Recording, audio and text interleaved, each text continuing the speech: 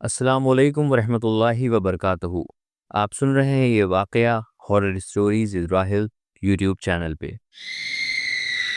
उम्मीद करते हैं आप सब बख़ैर होंगे और वाक़यों का लुत्फ़ ले रहे होंगे।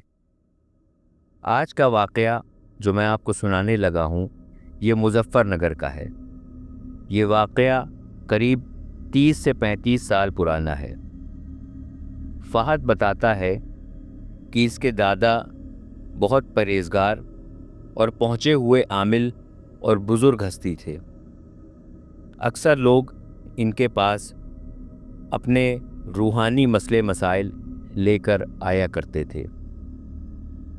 एक मर्तबा इनके पास एक औरत आती है और कहती है, मैं बहुत परेशानी से गुज़र रही हूँ।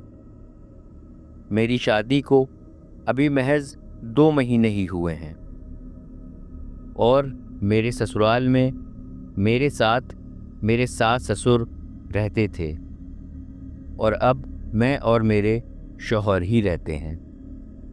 शादी के कुछ दिनों के बाद रिश्तेदारों ने हम लोगों की दावतों का सिलसिला शुरू कर दिया।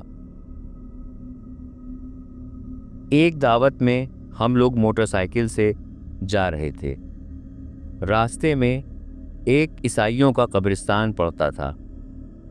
हमारी मोटरसाइकिल वहाँ से गुज़रती और अचानक ही बंद पड़ जाती है।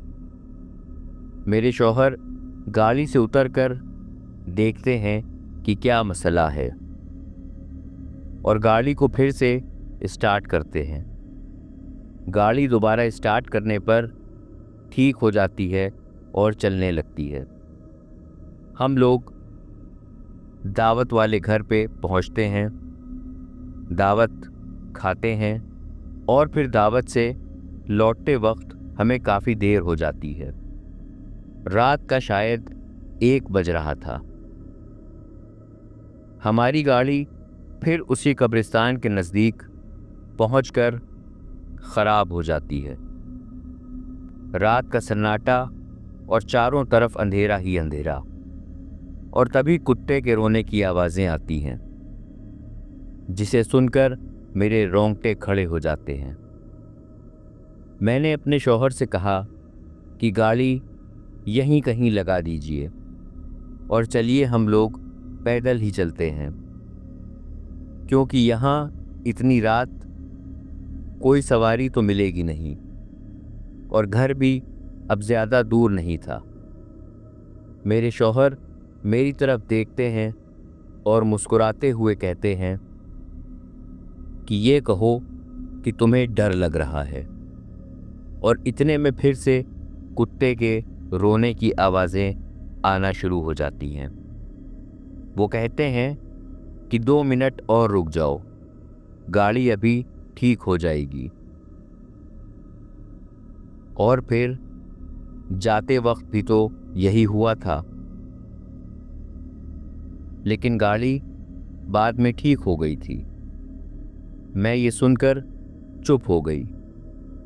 मेरे शौहर को टॉयलेट जाना था। वो मुझसे रुकने को कहते हैं और इस्तिंजा करने चले जाते हैं।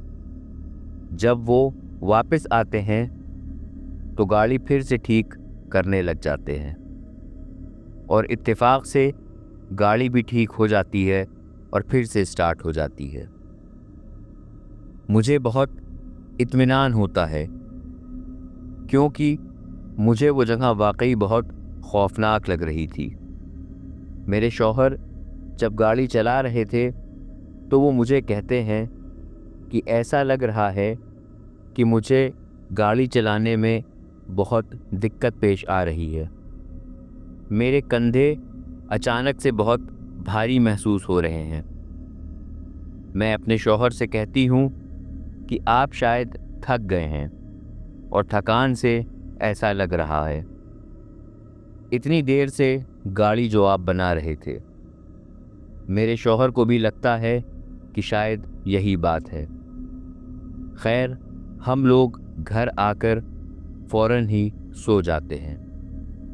अभी मुझे सोते हुए شاید آدھا گھنٹہ ہی ہوا ہوگا. ایسا لگتا ہے کہ کوئی دھیمے دھیمے ہنس رہا ہے. میری آنکھ کھل جاتی ہے اور جو منظر میں دیکھتی ہوں اسے دیکھ کر میں نے اپنی چیخ کیسے روکی میں خود نہیں جانتی. میرے شوہر آئینے کے سامنے کھڑے ہو کر اپنے بالوں میں ایسے کنگھا کر رہے تھے جیسے کہ کوئی عورت اپنے بال سنوارتی ہے. وہ میرے پکارنے پر کچھ نہیں بولتے اور ویسے ہی اپنے بالوں میں کنگھا کر رہے تھے. میں ان کے نزدیک گئی اور میں نے کہا کہ آپ اس وقت کہیں جا رہے ہیں؟ وہ میری طرف فوراً پلٹتے ہیں. ان کی آنکھیں لال سرخ ہو رہی تھیں، چہرے پر بہت غصہ، اور وہ ناک سے بول کر کہتے ہیں، ابھی تو میں آیا ہوں، ابھی کہاں جاؤں گا؟ ان کی اس بات کا معنی اس وقت میری سمجھ میں نہیں آیا. پھر وہ میری طرف پیٹ کر کے آئینے کو گھورنے لگتے ہیں. میں فوراً ہی سر سے پیر تک چادر اوڑھ کر لیٹ جاتی ہوں. پھر ان بابا کو وہ عورت بتاتی ہے کہ صبح اس کی ساس کی طبیعت اچانک بگڑ جاتی ہے، اور جب میرے سسر میرے شوہر سے انہیں ڈاکٹر کے وہاں لے جانے کو کہتے ہیں تو وہ بالکل لاپرواہی سے کہہ دیتے ہیں کہ میں کام پر جا رہا ہوں، میرے پاس فرصت نہیں. ان کا لہجہ نہ صرف میرے سسر کو بلکہ مجھے بھی حیران کر دیتا ہے، کیونکہ میرے شوہر اپنے والدین کے بہت فرما بردار اور سعادت مند اولاد تھے. میرے سسر کو لگتا ہے کہ شاید میرے شوہر کو کوئی پریشانی ہے. وہ کہتے ہیں کہ بیٹا کوئی پریشانی ہے کیا؟ تو اس پر میرے شوہر کہتے ہیں کہ بڈھے پریشانی تمہیں ہوگی کیونکہ تم دونوں کا ایکسیڈنٹ ہونے والا ہے. اس پر نہ صرف میرے سسر کو بلکہ مجھے بھی بہت غصہ آتا ہے. بہرحال وہ موقع بحث کرنے کا نہیں تھا کیونکہ میری ساس کی تکلیف بڑھ رہی تھی. دراصل انہیں پیٹ میں نہ برداشت ہونے والا درد ہو رہا تھا اور میرے سسر میری ساس کو لے کر چلے جاتے ہیں. لیکن تھوڑی ہی دیر بعد محلے میں شور مچ جاتا ہے کہ مشیر صاحب اور ان کی بیوی کا ایکسیڈنٹ ہو گیا ہے اور وہ دونوں ہی اس حادثے میں فوت ہو گئے ہیں. میرے پیروں تلے زمین کھسک جاتی ہے اور میں بے ہوش ہو جاتی ہوں. پھر وہ عورت بتاتی ہے کہ میں نے آپ کے بارے میں بہت سنا تھا، آپ میری مدد کریے، میں بے انتہا پریشانی میں ہوں. اس پر فہد کے دادا، وہ بزرگ ہستی، اس عورت سے اس کا اور اس کے شوہر کا نام پوچھتے ہیں. وہ نام بتاتی ہے کہ میرا نام اربینہ ہے اور میرے شوہر کا نام وقار ہے. فہد کے دادا تھوڑی دیر کچھ پڑھتے ہیں، پھر وقار کے والدین کا نام پوچھتے ہیں اور کہتے ہیں کہ تمہارے شوہر کی گاڑی جب خراب ہوئی تھی اور تمہارے شوہر جب استنجا کے لیے گئے تھے تو وہاں پر ایک پیپل کا پیڑ تھا اور اس پر ایک بہت ہی گندی شے کا سایہ تھا جو تمہارے شوہر پر عاشق ہو گئی ہے. وہ وقار کے کندھے پر ہر وقت سوار رہتی ہے، اس لیے اسے اپنے کندھے بھاری محسوس ہوتے ہیں. پھر فہد کے دادا کہتے ہیں کہ میں تمہیں ایک بوتل میں پڑا ہوا پانی دوں گا، یہ تمہیں اس پیڑ کے چاروں طرف چھڑکنا ہوگا، اور کچھ ارد کے دانے دیتے ہیں کہ یہ تمہیں پیڑ کی نیچے مٹی میں گاڑنے ہوں گے، اور ہمیشہ پاک صاف رہ کر ہی جانا، اور وقار سے کوئی بحث مت کرنا ورنہ تمہاری طلاق تک کی نوبت آ جائے گی. اور پھر کچھ تعویذات دیتے ہیں اور کہتے ہیں کہ اس تعویذ کو پانی میں گھول کر اور اسے کھانے میں ڈال کر وقار کو دینا ہوگا۔ اربینہ پوچھتی ہے کہ یہ پانی جو پیڑ کے چاروں طرف چھڑکنا ہے، کیا میں دن میں چھڑک سکتی ہوں؟ تو فہد کے دادا کہتے ہیں کہ ہاں بالکل، رات کو وہاں جانے کی غلطی سے بھی بھول مت کرنا، اور اگلی بار وقار کو بھی یہاں لیتی آنا۔ اس کے بعد اربینہ گھر آ جاتی ہے اور تعویذ پانی میں گھول کر کھانے میں ملا کر وقار کو دے دیتی ہے۔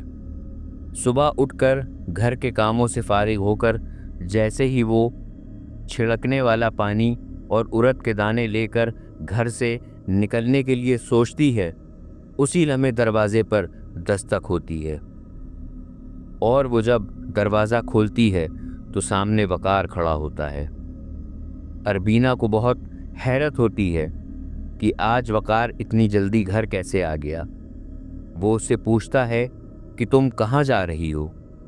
اربینہ اس سے کہہ دیتی ہے کہ میں امی کے گھر جا رہی تھی۔ اس پر وقار کہتا ہے، میری طبیعت کچھ ٹھیک نہیں لگ رہی ہے، تم آج مت جاؤ۔ اب اربینہ بہت سوچ میں پڑ جاتی ہے کہ وہ کیا کرے، اور آخر کار وہ نہیں جا پاتی۔ اسی طرح پورا دن گزر جاتا ہے اور رات ہو جاتی ہے۔ رات کے کھانے میں بھی اربینہ اس کو وہی تعویذ کا پانی ملا کر دیتی ہے۔ وقار کی طبیعت پہلے سے اور زیادہ بگڑ رہی تھی۔ جب کھانے کی میز پر وقار آتا ہے تو وہ کرسی پر بیٹھ جاتا ہے لیکن کھانا نہیں کھاتا۔ اربینہ اس سے کہتی ہے کہ آپ کھانا کیوں نہیں کھا رہے؟ اتنا کہنا تھا کہ وقار کھانا اٹھا کر پھینک دیتا ہے اور اربینہ سے گالی گلوچ شروع کر دیتا ہے، اور اس دوران اس کی آواز بالکل بدل جاتی ہے۔ وہ ناک سے منمنانے لگتا ہے اور کہتا ہے، تو مجھے اس گھر سے بھگانا چاہتی ہے؟ تو جائے گی اس گھر سے، میں تجھے بھگاؤں گی۔ اس پر اربینہ بہت خوفزدہ ہو جاتی ہے، وہ بہت ڈر جاتی ہے، لیکن وہ کوئی جواب نہیں دیتی کیونکہ فہد کے دادا نے اس کو کسی بھی طرح کی بحث کرنے سے منع کر دیا تھا۔ رات کو جب اربینہ سو رہی تھی تو کمرے کی لائٹ اپنے آپ جلنا بجھنا شروع ہو جاتی ہے۔ اس دوران اس کو یاد آتا ہے، وقار کا خیال آتا ہے، پر وہ بستر پر نہیں تھا۔ تبھی اربینہ کو لگتا ہے کہ اس کے چہرے پر پانی کی بوندیں گر رہی ہیں۔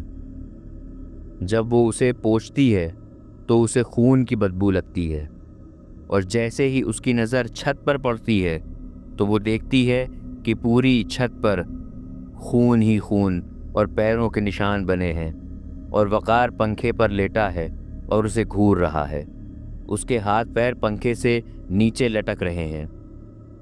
اربینہ یہ سارا منظر دیکھ کر بے ہوش ہو جاتی ہے، اور جب صبح اس کی آنکھ کھلتی ہے تو اسے رات کا منظر یاد آتا ہے۔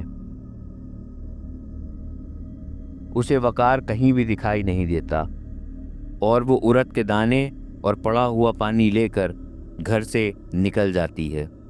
اربینہ قبرستان پہنچ جاتی ہے اور ارد کے دانے گاڑ دیتی ہے اور پانی چھڑکنا شروع کرتی ہے۔ تبھی اسے لگتا ہے کہ پیڑ پر کوئی چڑھ رہا ہے۔ وہ جیسے ہی نظر اوپر کرتی ہے اسے وقار پیڑ پر بیٹھا دکھائی دیتا ہے۔ وہ وہاں سے بھاگنا شروع کرتی ہے اور سیدھے فہد کے گھر پہنچتی ہے۔ وہاں پہنچ کر وہ ان کو ساری باتیں بتاتی ہے۔ وہ بتاتی ہے کہ میں وقار کو یہاں نہیں لا سکتی۔ فہد کے دادا کچھ سوچتے ہیں، پھر کہتے ہیں کہ ٹھیک ہے، میں آج مغرب کے بعد تمہارے گھر آؤں گا، تم پریشان مت ہو، بس وقار کو گھر سے باہر مت جانے دینا۔ جس کمرے میں وقار سو رہا تھا اس کمرے کے باہر اربینہ تالا لگا دیتی ہے، اور تھوڑی دیر بعد فہد کے دادا وہاں آ جاتے ہیں۔ وہ اربینہ سے گھر کے باہر چلے جانے کو کہتے ہیں۔ اربینہ گھر کے دروازے پر کھڑی ہو جاتی ہے۔ گھر کے اندر سے پہلے تو وقار کے ہنسنے کی آوازیں آتی ہیں، پھر ایسا لگتا ہے کہ کوئی رو رہا ہے اور چیخ رہا ہے، اور پھر ایک دم سے سناٹا چھا جاتا ہے۔ فہد کے دادا اربینہ سے کہتے ہیں کہ اب پریشانی کی کوئی بات نہیں ہے، تم گھر کے اندر جا سکتی ہو، اور اس واقعے سے متعلق وقار سے کوئی بھی بات مت کرنا، اور کوشش کرنا کہ گھر کو جلد سے جلد تم لوگ چھوڑ دو اور کہیں اور رہنے کا بندوبست کر لو، تاکہ تم لوگوں کو اس قبرستان کے پاس سے آئندہ سے گزرنا نہ پڑے۔ اربینہ وقار کو لے کر اپنی امی کے گھر چلی جاتی ہے۔ نیا مکان مل جانے تک وہیں رہنے کا فیصلہ کرتی ہے۔ اس کے بعد وقار کے ساتھ کوئی واقعہ پیش نہیں آتا، اور کچھ دنوں میں وہ لوگ نئے مکان میں شفٹ ہو جاتے ہیں اور پرانے مسئلے مسائل سب ختم ہو جاتے ہیں۔ میرے دوستوں، اسی لیے کہا جاتا ہے کہ رات برات اگر کسی سنسان ہری جگہ پر یا پیڑ کے پاس پیشاب کرنا ہے تو 3 مرتبہ کہہ دینا چاہیے کہ اگر کوئی مخلوق سامنے ہے تو ہٹ جائے، اور زیادہ ہو سکے تو پرہیز کرنا چاہیے ایسی جگہوں پر استنجا کرنے سے، کیا پتہ کوئی مخلوق وہاں بیٹھی ہو اور اسے برا لگ جائے۔ امید کرتے ہیں یہ واقعہ آپ کو پسند آیا ہوگا۔ ہمارے چینل کو لائک کریں، شیئر کریں، سبسکرائب کریں، اور کامنٹ ضرور کر کے بتائیں کہ آپ کو واقعے کیسے لگتے ہیں۔ جلد ہی نئے واقعے کے ساتھ آپ سے پھر سے ملاقات ہوگی۔ تب تک کے لیے اپنا اور اپنوں کا خیال رکھیں، مجھے دعاؤں میں یاد رکھیں۔ السلام علیکم ورحمۃ اللہ وبرکاتہ۔